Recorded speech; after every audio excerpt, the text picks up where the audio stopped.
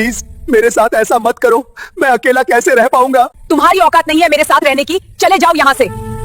उस दोपहर धूप तेज थी और हवा में गर्मी की एक स्थिर भारी लहर थी। बसों के आने जाने की आवाजें, यात्रियों के चिल्लाने की आवाजें और रिक्शा वालों के हॉर्न मिलकर एक अस्त व्यस्त सा संगीत बना रहे थे। हर कोई अपनी मंजिल की जल्दी में था, बिना किसी को देखे, बिना किसी से बात किए। इसी भीड़ भाड़ के बीच बस स्टॉप के ठीक बाहर एक पुराने जर्जर ठेले पर समोसे तले जा रहे थे। तेल की कड़ाही से उठती तीखी महक और धुएं ने उस छोटे से इलाके को अपने कब्जे में ले रखा था। ठेले के पीछे खड़ा आदमी उदय प्रताप अपने काम में डूबा हुआ था। उसका कपास वाला कुर्ता पसीने से लथपथ था, जो उसकी मेहनत और इस कड़कड़ाती धूप का सबूत था। उसके माथे पर पड़ी चिंता की गहरी लकीरें केवल थकान की ही नहीं बल्कि जीवन के बोझ से उपजी एक गहरी उदासी की कहानी कह रही थी। एक समय वह एक साधारण पर गर्वित इंसान था जिसके पास सपने थे, लेकिन जीवन ने उसे एक ऐसे मोड़ पर ला खड़ा किया था जहां से वापसी का रास्ता धुंधला सा लगता था। दर्शकों, उसने अपनी पत्नी संध्या की पढ़ाई के लिए अपनी सारी जमा पूंजी अपने छोटे से जमीन के टुकड़े तक को बेच डाला था। उसका सपना था कि वह उसे ऊंचाइयों तक पहुंचाए, लेकिन आज हालात ने उसे इस बस स्टॉप पर समोसे बेचने पर मजबूर कर दिया था। फिर भी उसके दिल में किसी के प्रति कोई कड़वाहट नहीं थी। वह अपनी इस साधारण सी जिंदगी में भी एक अजीब सी शांति और संतुष्टि ढूंढ लेता था। तभी एक चमचमाती वातानुकूलित बस स्टॉप पर आकर रुकी। उसके दरवाजे खुले और यात्रियों का एक झुंड उतरा और चढ़ा। उदय प्रताप ने रोज की तरह एक स्वर में आवाज लगाई, गरम गरम समोसे लो,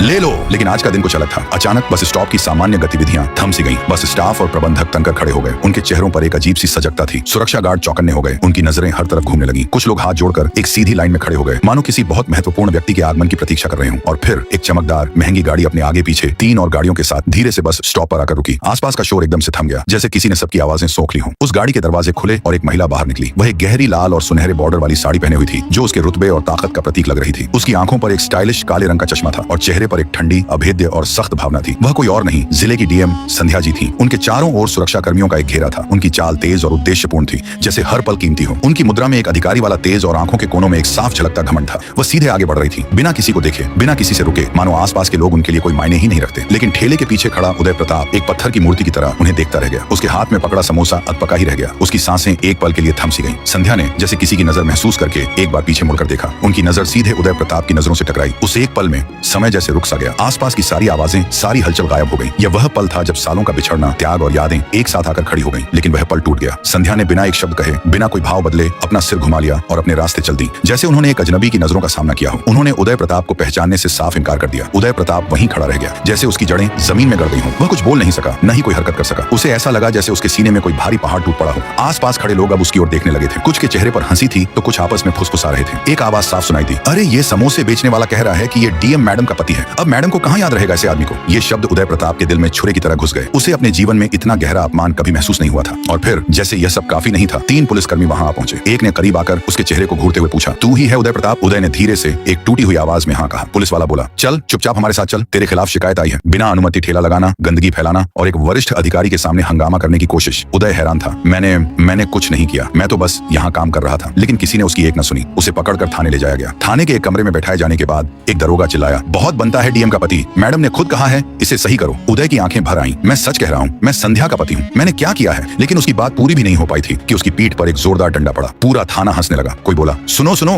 समोसे वाला कह रहा है वो डीएम का पति है, अपनी शक्ल देखी है। गालियां, मारपीट और अपमान का यह सिलसिला चलता रहा। लेकिन अब उदय प्रताप की आंखों में आंसू नहीं थे। अब वहां एक गहरी भयानक चुप्पी थी, जिसके भीतर दर्द, अपमान और एक धीरे धीरे जलता हुआ गुस्सा समाया हुआ था। अगली सुबह बिना कोई केस दर्ज किए उसे छोड़ दिया गया। उदय प्रताप सीधा डीएम कार्यालय पहुंचा। गेट पर खड़े सुरक्षा गार्ड को उसने कहा, मैं संध्या से मिलना चाहता हूँ, वह मेरी पत्नी है। गार्ड हंस पड़ा। फिर आ गया तू? कल ही तुझे समझाया था, यहाँ मजाक नहीं चलता। तभी एक अधिकारी बाहर आया। उसने उदय की फटीचर हालत देखी और गुस्से में बोला, इसे यहाँ से हटाओ। कौन संध्या? कौन पति? तेरी हिम्मत तो देखो। गार्ड ने उदय को धक्का देकर बाहर निकाल दिया। लेकिन इस बार उदय प्रताप ने हार नहीं मानी। उसके अंदर का आदमी जाग चुका था। उसने एक RTI सूचना का अधिकार का फॉर्म भरा। उसने पहला सवाल लिखा, क्या डीएम मैडम संध्या शादीशुदा हैं? यदि हाँ, तो उनके पति का नाम क्या है? कुछ दिनों में वह फॉर्म संध्या के डेस्क पर पहुंच गया। एक अधिकारी ने डरते डरते उन्हें वह फॉर्म दिखाया। मैडम, यह RTI आई है, इसका जवाब देना जरूरी है। संध्या ने फॉर्म पढ़ा। उनका चेहरा क्रोध से तमतमा गया। उन्होंने फॉर्म को फाड़कर फेंक दिया। जिसने भी यह भेजा है उसे ठीक से सबक सिखाओ, ये बात बाहर नहीं आनी चाहिए। अधिकारी ने डरकर कहा, लेकिन मैडम, कानून के मुताबिक हमें जवाब देना ही पड़ेगा, वरना मामला कोर्ट तक जा सकता है। संध्या गर्जी, तो जाने दो कोर्ट में, हम कोई जवाब नहीं देंगे। बस इस बात को मीडिया तक पहुंचने से रोको। पर इस बार उदय प्रताप अकेला नहीं था। एक स्थानीय पत्रकार ने उसे ढूंढ निकाला। उदय प्रताप ने मीडिया के कैमरों के सामने एक दृढ़ आवाज में कहा, मैं संध्या का पति हूँ, मैंने ही उसे पढ़ाया लिखाया है। अपनी जमीन बेचकर उसे दिल्ली भेजा, कोचिंग कराया। आज वह डीएम है, लेकिन मुझे पहचानने से इनकार कर रही है। यह वीडियो आग की तरह सोशल मीडिया पर फैल गया। टीवी चैनलों पर हेडलाइंस दौड़ने लगी।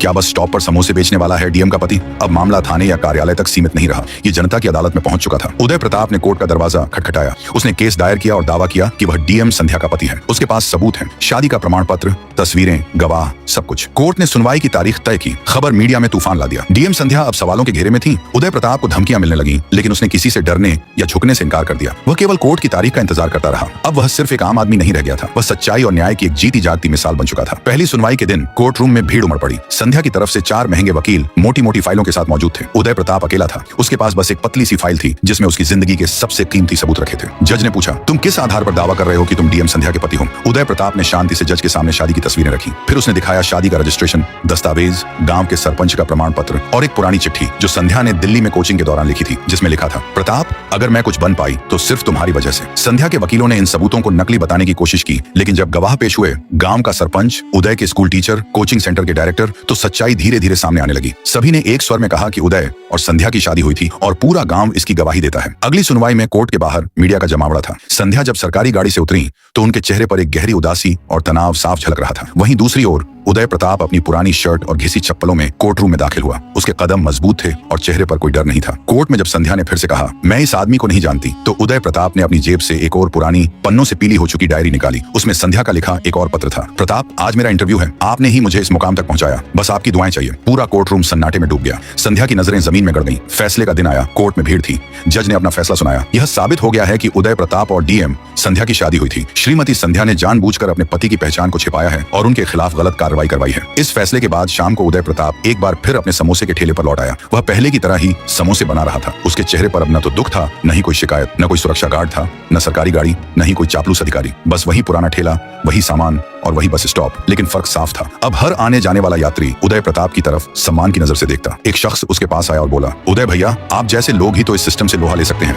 आपने साबित कर दिया कि सच्चाई से बड़ी कोई ताकत नहीं। उदय प्रताप ने कुछ नहीं कहा, बस एक हल्की सी मुस्कान उसके चेहरे पर तैर गई। उसने एक सुनहरा तला हुआ समोसा थाली में रखा और बोला, गरम है, ध्यान से खाना। दोस्तों, दर्शकों, क्या आप भी मानते हैं कि सच्चाई, चाहे उसे कितनी भी कोशिशों से दबाने की कोशिश की जाए, एक दिन सामने आकर ही रहती है? उदय प्रताप की यह कहानी सिर्फ एक शख्स की कहानी नहीं, बल्कि हर उस इंसान की कहानी है जो अपने हक और अपनी इज्जत के लिए लड़ता है। तो दर्शकों, आपको यह कहानी कैसी लगी? कमेंट बॉक्स में जरूर बताएं। साथ ही हमारे चैनल सब्सक्राइब करना ना भूलें, ताकि आप ऐसी ही दिलचस्प और प्रेरणादायक कहानियों से जुड़े रह सकें। अगले वीडियो तक के लिए आप सभी का बहुत बहुत धन्यवाद।